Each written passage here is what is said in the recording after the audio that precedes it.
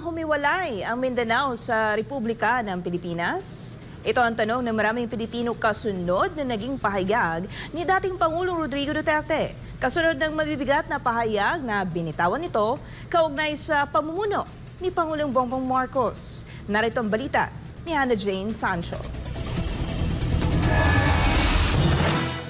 Seryoso si dating Pangulong Rodrigo Duterte at iba pang may taya na nagsusulong maihiwalay ang Mindanao sa Republika ng Pilipinas. Ito ay nihayag ni Davao del Norte 1st District Representative Pantaleon Alvarez. Pero ang tanong ng marami sa ating mga kababayan, pwede ba itong mangyari?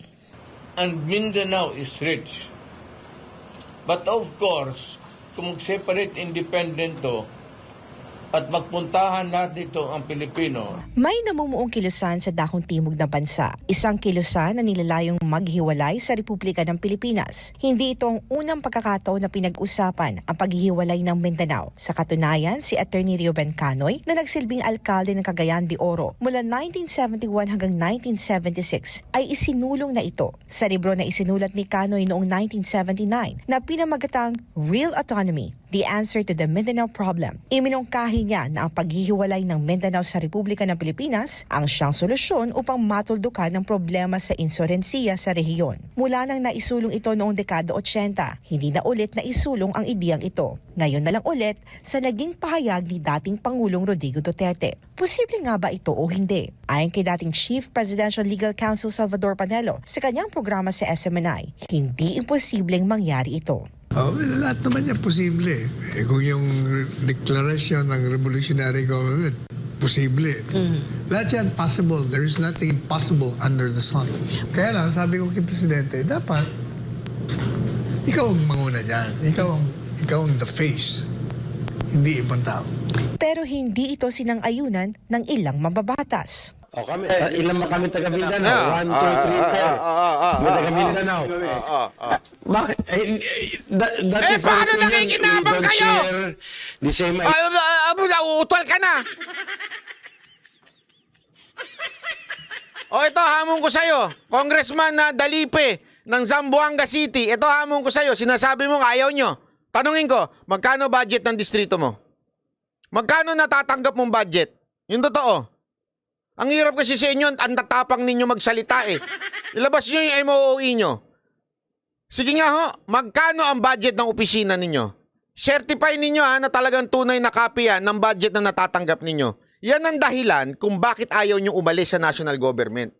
Not because ayaw nyo. It's because talagang may natatanggap kayo. The budget. Naturalmente, sino ba naman ang gustong umalis kung lagi kang panalo? Hawak mo yung mga kapitan. Tapos kumikita yung iyong distrito. Aalis ka ba? Milyon-milyon yun. Baka nga bilyon eh. That is their opinion. We don't share the same idea. Ayaw namin humiwalay. With due respect to the former president, I think right now, the last thing that we want is na magkagulo-gulo, magkawatak-watak ang ating bansa. Ang akin dyan ay slow down po natin ang away na yun kasi ang importante dyan ay kapakanan ng taong bayan. Pero kung si Attorney Panelo ang tatanungin, walang magagawa ang mga mababatas kung ang taong bayan ang magdidesisyon. Hindi sila pumayag eh. Paano kung mag-alsa yung buong Mindanao? So yung taong bayan pa rin ang Oo. importante. Palaging, Kahit hindi pa sumaayon yung mga mababatas. palaging sovereignty resides in the people and all authority emanates from them.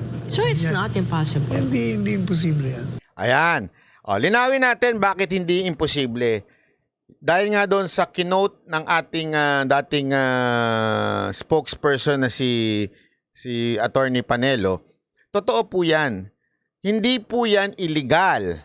Kasi nga, meron po tayong ito. Wait lang, pakita natin. Yan. Ayan.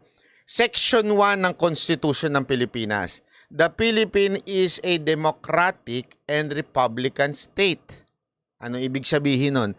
Ibig sabihin nun, the sovereignty resides in the people and all government authority. Tanong ko sa inyo kayo, yung all ba kasama ang PNP? Yes. Yung all ba kasama ang AFP? Yes. Yung all government authority ba, kasama dyan ang House of Representatives? Yes. Yung all authority ba, ay kasama dyan ang Senate? Yes. Ano sabi? And all government authority emanates from them. Ibig sabihin po, nakareside ang sovereignty sa taong bayan. Napakalinaw po nun. Taong bayan. Ang masama ay rebellion. Magkaiba naman po yun. Ano ibig sabihin nun?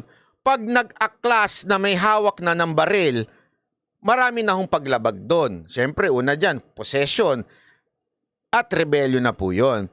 Pero kung pag-aaklas lang ng taong bayan mismo nagsabi, gusto na naming humiwalay sa inyo, the sovereignty resides in the people and all government authority emanates from them. Diba? O, eto, para naman na mas malinaw. Ano ba ibig sabihin ng emanates? Para, alam mo naman para tayo emanate meaning, okay? Ang ibig sabihin po noon, sa according kay Google, kilala niyo si Google, ayan, sabi niya, the proposal emanates from a committee, ang tawag dito ay give out or issue or spread out from, ibig sabihin doon ang gagaling. Ang kapangyarihan to come out from a source, ibig sabihin, ang kapangyarihan ng government authority ay nanggagaling sa taong bayan. Taong bayan ang pinanggagalingan ng otoridad ng ating gobyerno. Kung sabihin ng authority, kung sabihin ng mga Mindanaoans, ayaw na namin sa Republika ng Pilipinas dahil kami inaapi. They can have petition. Peaceful, okay? Yan yung sinasabi ni Pangulong Duterte. Peaceful. Tunay na initiative mula sa taong bayan. Peaceful. At iaakyat daw nila yan. Sabi niya nga, iaakyat niya yan sa UN. Hihingi siya. Kasi remember, di ba, lesson din sa atin to noon. Paano ba na-acknowledge ang authority ng isang leader sa isang bansa? Di ba, ang sinabi nga sa atin ng isa sa magaling na sa foreign policy, si SAS, sabi niya nga, nanggagaling yan pag in-acknowledge ng ibang bansa. Okay? So kaya nga sabi ni Pangulong Duterte, kausapin natin ng UN. Pag nagkaroon tayo ng sapat na bilang na nagsasabing ayaw na namin. Again hindi ko po sinasabing gusto ko ito. Ulitin ko, hindi ko sinasabi, it is not for me to say this. Bakit to? Hindi naman ako taga Mindanao Taga Japan po ako. Ay, nangarap. Hindi, ano po ako? Taga Luzon po ako. Kaya, kung meron mang dapat magsalita dito, ay ang mga Mindanaoans. Hindi ho tayo mga taga Luzon. At lalong-lalo na hindi mga congressman.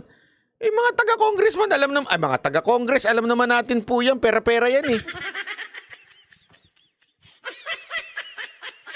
Kaya nga alam nyo, aralin nyo po yung Singapore and Malaysia. Diba? Panoorin nyo, meron sa Netflix yan yung kay Lee Kuan Yew. Kaya nga alam mo, grabe ho yung istorya nun Hindi ko naman sa nilalait po ang Malaysia, pero ang layo naman po ng Malaysia sa Singapore. Buti na lang umalis ang Singapore sa Malaysia. Isipin nyo yun, buti na lang talaga umalis ang Singapore sa Malaysia. Hindi ko alam kung paano niya ginawa yon. I do not have the idea, pero definitely ang result, naging first world country sila. Isa sa pinaka-powerful na passport sa buong mundo. Mantakin mo Asian, Singapore, pwede kang pumunta kung saan-saan. Tayo, luluhod tayo, magka-Amerikana pa tayo para lang makakuha ng visa. Tama, mali.